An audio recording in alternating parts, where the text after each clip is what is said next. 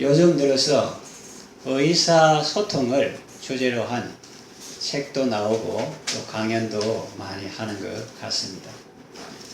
그만큼 서로 간에 소통하는 것이 중요하고 또 한편 그만큼 소통이 잘 안 되는 그런 사회 속에 사는 고충이 크구나 그런 생각을 하게 됩니다. 사람의 몸에 혈액이 잘 돌 때 그 몸이 건강한 것처럼 공동체 안에서는 그것이 가정이든지 교회든지 국가든지 의사소통이 서로 잘 될 때에 건강한 공동체가 될 수가 있습니다. 우리에게 소통의 중요성을 일깨워주는 우화가 있습니다. 사자와 소 이야기입니다. 우화니까 그 핵심 교훈만 우리가 취하면 되겠습니다. 사자하고 소하고 결혼을 했습니다. 그래서 사자는 소를 사랑하기 때문에 수고하는 아내를 위해서 바깥에 나가서 늘 열심히 사냥해서 고기를 잔뜩 식탁에 올렸습니다. 아내가 건강하게 되도록 동물성 영양도 섭취해야 되니까. 그런데 소는 거기에 대해서 입을 대지 않은 것입니다. 사자는 원망스럽기도 하고 내가 이렇게 종일 땀 흘리며 수고해가지고 이렇게 맛있는 고기를 사냥해서 식탁에 올렸는데 왜 당신은 그것을 입에도 안 대는 겁니까? 그렇게 했습니다. 그러면서 원망하는 마음으로 결국은 자기가 그것을 다 먹게 되었죠. 또 한편 소는 그 사자를 너무나 사랑해서 바깥에 나가서 좋은 풀, 맛있는 풀, 건강한 풀 그런 거를 종일 이렇게 뜯어가지고 식탁에 올렸습니다. 그런데 사자는 그런 걸 거들떠 보지도 않는 겁니다. 그래서 말합니다. 내가 당신을 위해서 이렇게 맛있는 풀, 향기로운 풀, 영양풀 이런 걸 뜯어가지고 식탁에 올렸는데 왜 당신은 그것을 입에도 안 댑니까? 그러면서 결국은 아까우니까 자기가 그것을 다 먹으면서 한편으로는 사자에 대한 그런 원망스러운 마음도 있었다는 거죠. 둘은 사자와 소, 이 둘은 상대방을 사랑하면 사랑할수록 더 관계가 나빠졌습니다. 더 좋게 해주려고 할수록 더 관계가 나빠졌습니다. 이것은 물론 우화입니다. 이 우화가 우리에게 주는 깨달음이 있습니다. 무엇입니까? 상대방을 정말로 사랑한다면 먼저 그에 대해서 잘 알아야 한다는 것이죠. 쉬운 말로 입장을 바꾸어서 생각해 볼 수 있어야 된다는 것이죠. 섬길 때에 그의 눈높이에서 그를 섬기는 것이 중요하다는 것입니다. 상대방을 사랑한다고 하면서 그를 전혀 배려하지 않고 자기가 좋아하는 것으로 상대방을 섬기고 자기 방식으로 상대방을 섬기는 것은 진정한 섬김이 아니죠. 그것은 상대에게 아픔과 괴로움을 줄 수도 있습니다. 그에게는 그것이 고문일 수도 있다는 말입니다. 이것은 우리 신앙생활에서도 마찬가지입니다.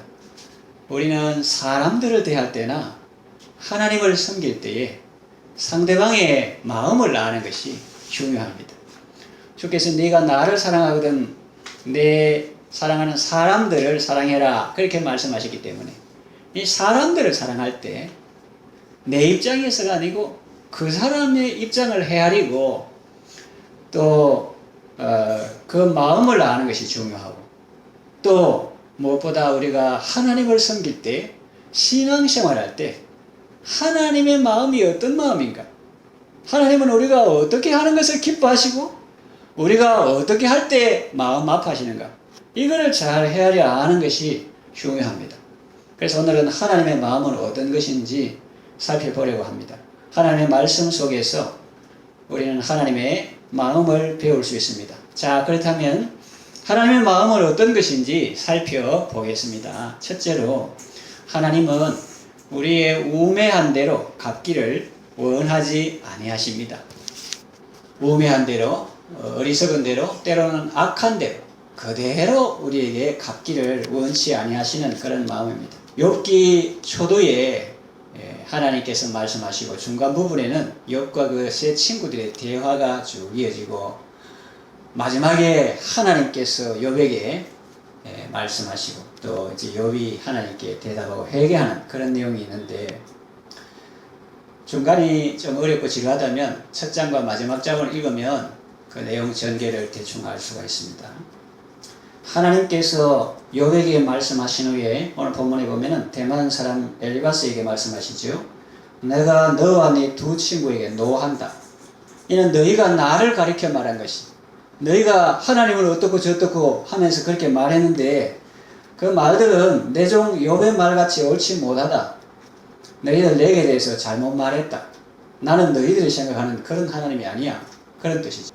그 욥이 부자고 인품도 훌륭하고 하나님도 잘 경외하고 그랬는데 사탄이 하나님 앞에 참소함으로 말미암아 하루아침에 그 재산과 자녀들을 다 잃는 그런 일들이 있었습니다. 그래도 욥은 입술로 하나님을 범죄하지 않았죠. 근데 친구들이 그 소문을 듣고 욥에게 왔는데 뭐 말하려 해도 너무 그 고난이 심하니까 감히 말을 할 수가 없는 거예요. 그걸 일주일 동안 침묵했습니다. 그 후에 이제 말을 하기 시작하는데 그 말이 좋은 말이면 얼마나 좋겠어요. 정말 위로가 되고 격려가 되고 아니면 그냥 함께 있어주는 것만 해도 도움이 되면 얼마나 좋겠어요. 그런데 이 사람들은 그렇지 못했습니다. 속을 찌르는 겁니다. 예컨대 그 중에 한 말을 하면 이와 같은 것입니다. 친구들이 욥에게 말합니다. 생각하여 보라. 죄 없이 망한 자가 있느냐. 우리나라 말로만 하면 뭡니까? 우리들이 쓰는 표현을 하면은 아니 땐 꿀뚝에 연기 날까 이런 거예요. 네가 다른 사람들이 볼 때는 의롭고 경건하고 구제하고 하나님께 기도하고 마을에 유지고 그렇지만은 그래도 하나님 눈이야 속일 수 있나? 네 우리 모르는 하나님 앞에 그 엄밀한 죄가 있지. 그거 회개해야 된다. 그런 의미죠. 생각하여 보라. 죄 없이 망한 자가 있느냐. 네가 이렇게 고난을 당하는데 아무 까닭 없이 그렇겠냐? 이런 뜻입니다. 그 사람들이 하는 말이 겉으로는 많은 것 같지만은 속으로 정말 욥에게 아픔을 주는 칼로 찌르는 것 같은 그와 같은 말이었다는 거죠. 그런데 여러분 욥의 친구들만 그랬겠습니까? 우리도 하나님에 대해서 잘못 알고 잘못 말할 때가 있지 않습니까? 우리가 평생 지금까지 살아오면서 가족들이나 형제들이나 옆에 있는 사람들에게 뭐 말한다고 하는 것이 하나님 보실 때에 얘는 틀리고 니는 옳다 그렇게 할 만한 정말 정당한 것일까요? 하나님의 마음을 모르고 형제의 마음을 아프게 한 적이 있을 것입니다. 고난당한 형제와 함께하고 그를 위하여 기도해 주어도 부족한 때에 그를 판단하고 정죄하여 그를 더욱 힘들게 하지는 않았습니까?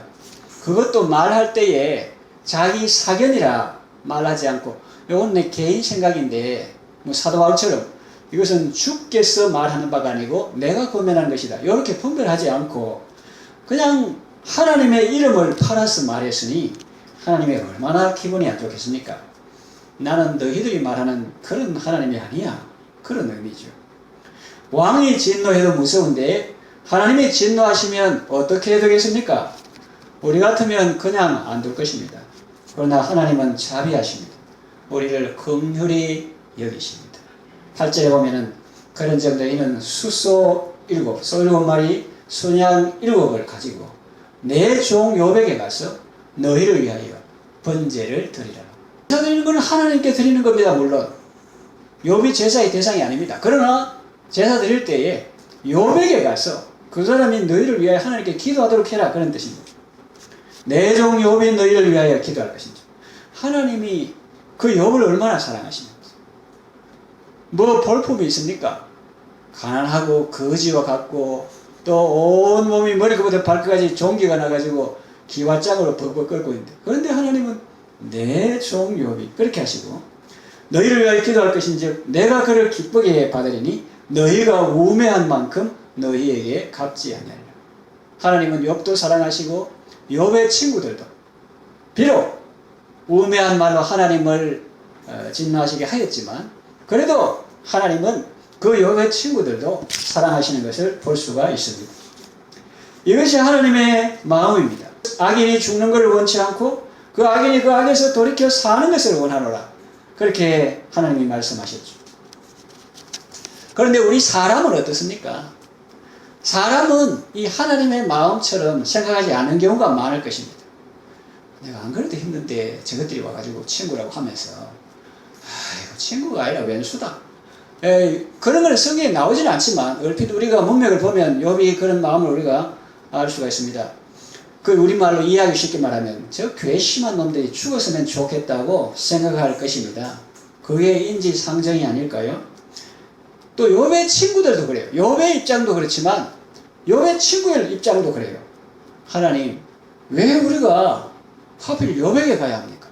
잘못했으면 하나님께 직접 기도하고 직접 제사 드리고 하면 되지. 왜 하필 욥에게 가야 됩니까? 한때 어렵다 했지만은 우리 생각에는 뭔 죄가 있지 싶은데 죽어도 고백 안 하고 자기의 순전함을 굳게 지키고 지금 그 몰골이 말이 아닙니다. 완전 가난하고 아들도 다 죽고 완전 몸에 종기가 나가지고 기와짝으로 끓고 있고 볼품 없고 그 속에 하나님 보는 거 알고 자기도 있지 않고 자기 의로 똘똘 뭉쳐가지고 절대로 고집 안 걷고 우리가 왜 그거 가야 합니까? 그냥 우리끼리 하나님께 제사 드리면 안 됩니까? 우리가 그 가서 그 사람의 기도를 받아야 됩니까? 하나님이 우리의 기도를 직접 들어주시면 안 되겠습니까? 그렇게 말하고 싶은 마음이 왜 없겠습니까? 그러나 하나님의 말씀은 단호합니다. 분명합니다. 너희는 내 종 욥에게 가서 너희를 위하여 번제를 드리라. 그래서 욥의 세 친구들은 하나님께서 자기에게 명령하신 대로 행했습니다. 하나님은 욥이 기도할 때 욥을 기쁘게 받으셨습니다. 그래서 욥의 세 친구들은 우매함의 대가를 치르지 않아도 되었습니다. 자, 하나님의 마음은 어떤 마음입니까? 하나님의 마음은 긍휼의 마음입니다. 또 용서의 마음입니다. 사랑의 마음입니다. 여러분, 우리가 잘못 행할 때는 마음 아파하시고 진노하시지만 우리가 예수님의 중보 기도를 힘입고 회개하며 나아갈 때 우리의 죄와 허물을 다 용서해 주시는 거죠. 욥이 그 친구들을 위해서 중보 기도하는 것도 귀하고 중요하지만 그보다 더 우리 주 예수 그리스도께서 우리를 위해서 중보 기도하는 것은 더 효력이 있고 하나님께서 귀하게 보시는 것입니다. 하나님의 자녀인 우리는 하나님 아버지의 마음을 배우고 그 마음으로 살아야 하겠습니다. 둘째, 하나님의 마음은 우리가 우매한 자를 위해 기도하기를 원하십니다. 10절에 보면 욥이 그의 친구들을 위하여 기도했습니다. 여러분, 이게 쉬운 일이겠습니까? 여기서 우매한 자란 저 길 가는 어떤 사람을 말하는 게 아닙니다. 나와 상관없는 어떤 사람을 말하는 것이 아닙니다. 여기서 우매한 자라는 것은 내 심장을 후벼 파는 고통을 준 나의 친구, 나의 측근을 말합니다. 그래서 우리들이 알아듣기 쉬운 말로 이렇게 바꿔보면 이렇습니다.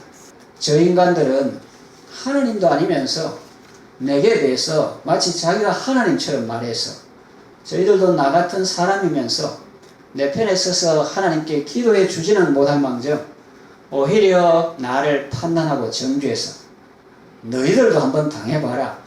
너희가 그냥 지식으로 추상적으로 너희가 생각하는 하나님이 아니라 너희도 잘 몰랐던 정말 하나님 앞에서 너희들도 한번 서봐. 그 앞에 너희가 판단자, 재판자 노릇 그만하고 이제 정말 재판장이신 하나님 앞에 너희들도 이제 피고인의 자리에 한번 서봐.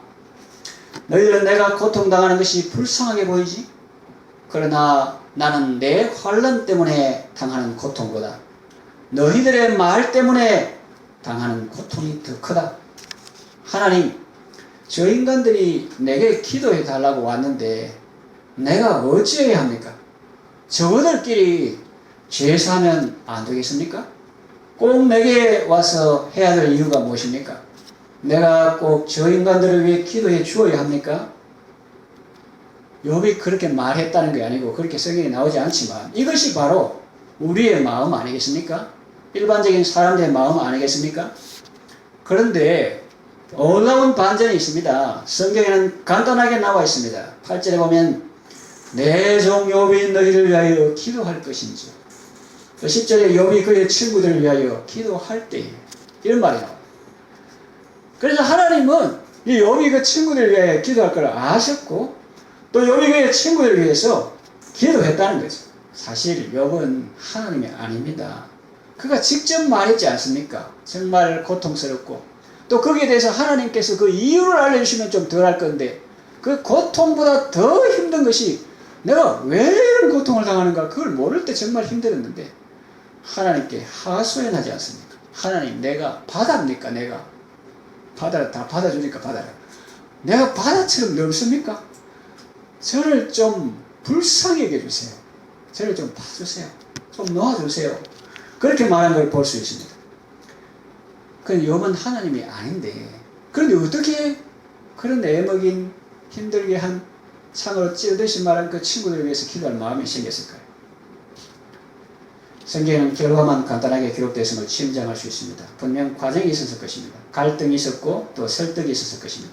또 욥이 하나님께 받은 은혜가 헤세드가 있었을 것입니다.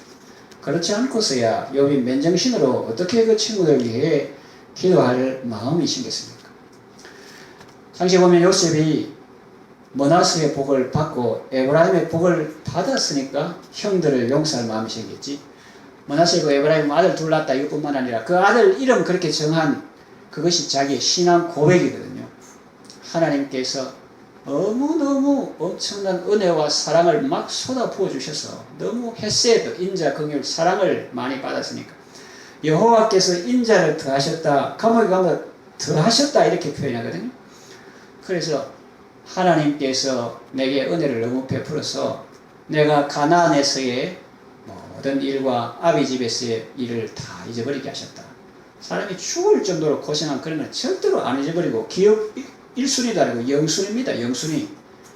그게 트라우마가 될 수도 있어요. 그런데 그것조차 잊어버릴 정도로 하나님이 너무나 큰 푸근한 사랑과 은혜를 베풀어 주셨다는 거예요. 그래서 그 이름으로 므낫세 지었고 또 거기에다가 하나님께서 창성하게 애굽에서 막 창성하게 하셨거든요. 그래서 그 둘째 아들 이름을 에프라임 이렇게 했습니다. 그 사랑을 받았으니까 형들을 용서할 마음이 생겼지. 그때까지 계속 누명을 쓰고 억울한 일만 당하고 하나님의 사랑은 받지 못하고 그러면 과연 형들을 용서할 그런 넓은 마음이 생겼을까요? 하나님의 사랑이 그의 마음을 넓게 하고 넉넉하게 한 것입니다. 그래서 박해자를 용서하고 그들을 위해 기도할 마음이 생기는 것은 사람마다 다를 수가 있습니다. 그러나 분명한 것은 하나님은 우리가 우매자를 위해서 기도하기를 원하신다는 사실. 예수님은 자기를 십자가에 못 박은 자들을 위해서 기도하셨습니다. 아버지여 저들을 용서해 주셔서 자기들이 하는 일을 알지 못하기 때문입니다. 그랬습니다.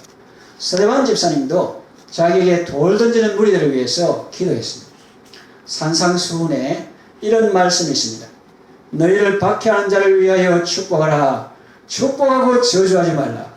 이것이 바로 예수님의 말씀이요 하나님의 마음입니다. 세 번째, 하나님의 마음은 우리에게 복 주시기를 원하십니다. 10절에 보면은 욥이 그의 친구들을 위해서 기도할 때 하나님께서 욥의 공경을 돌이키시고 얼마나 놀라운 말씀이며 얼마나 놀라운 비밀이 들어있는 말씀입니까? 여호와께서 욥에게 갑절이나 주신지라 그랬습니다. 욥이 그의 친구들을 위하여 기도할 때 하나님이 기쁘게 받으셨습니다. 그 욥의 기도는 추수하는 날에 생수와 같이 하나님의 마음을 시원케 했을 것입니다. 욥의 기도로 인하여 그의 세 친구는 우매함의 대가를 치르지 않게 되었습니다. 하나님께서 욥의 기도를 들으시고 그것의 친구의 죄를 사해 주셨기 때문입니다. 그리고 욥의 기도를 인하여 욥 자신도 하나님의 복을 받았습니다. 그가 친구들을 위하여 기도할 때 하나님께서 그를 위하여 일하시는 것을 볼 수가 있습니다. 하나님께서 욥의 곤경을 돌이키시는 것입니다. 10절까지 읽었지만 그 11절부터 마지막까지 보면 하나님께서 어떻게 읽어보면 1장에 나온 것보다 정확하게 2배입니다. 그리고 사람은 2배라기보다도 더욱 아름답고 더욱 귀한 아들, 딸들로 전국에 그와 같이 아름다운 여자가 없었더라. 그렇게 말하고 있어요. 그래서 또 사람들이 와서 위로하고 같이 식사하고 캐시타 하나씩 주고 또 금고리 하나씩 주고 하나님께서 복을 주신 내용이 나와 있습니다. 그의 마음을 아프게 한 친구들을 위해서 기도할 때 하나님께서 욥을 곤경에서 돌이키시고 그에게 더욱더 복을 주셨다 하는 것을 볼 수 있습니다. 이것이 바로 세상이 알지 못하는 신앙생활의 비밀인 것입니다. 하나님이 말씀하십니다. 너희를 향한 나의 생각은 내가 하나니 재앙이 아니라 평안이요 장래의 소망을 주려는 것이다. 하나님께서 우리에게 향한 생각은 평안이고 또 소망이고 하나님의 마음은 우리에게 복을 주시려는 마음인 것입니다. 이제 말씀을 정리 요약합니다. 하나님을 잘 섬기려면 먼저 하나님의 마음을 잘 알아야 합니다. 그분의 뜻을 잘 헤아려야 합니다. 그래야 하나님의 기쁨이 되고 하나님의 마음을 시원케 할 수 있고 하나님의 복을 받을 수 있습니다. 하나님의 마음으로 사람들을 사랑으로 섬기시고 하나님의 복을 받는 아름다운 삶을 살아가시기를 바랍니다.